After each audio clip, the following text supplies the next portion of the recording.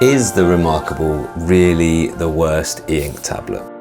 I've featured it in so many comparisons now, and objectively it almost always comes out as the worst. But yet it is such a compelling device. Is it just that they've done a better job of marketing it than other tech companies?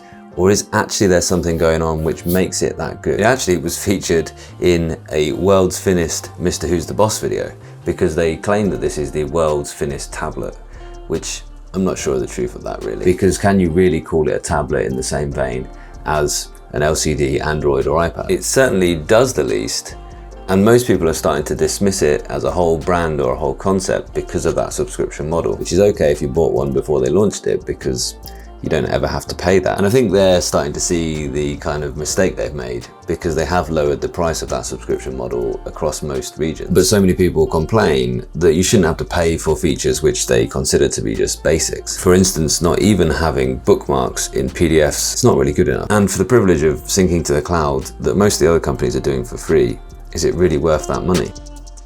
For instance, I've got my notes for these videos on Trello, and that syncs across all my devices, and I can get them on the Books Note Air because it runs Android. But is it really the worst? Because if you're buying an e-ink tablet, you're probably thinking that it should just replace your notebook. And when you're using the Remarkable, you don't have the option to use it in a different way.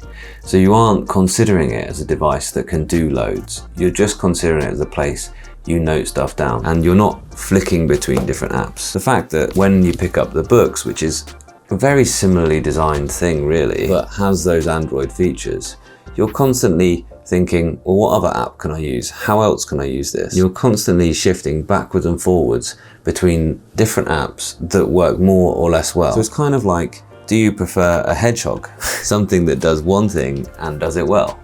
And it does do that well. Or do you prefer a jack of all trades, but is probably a master of none? It's very difficult to decide between these two tablets.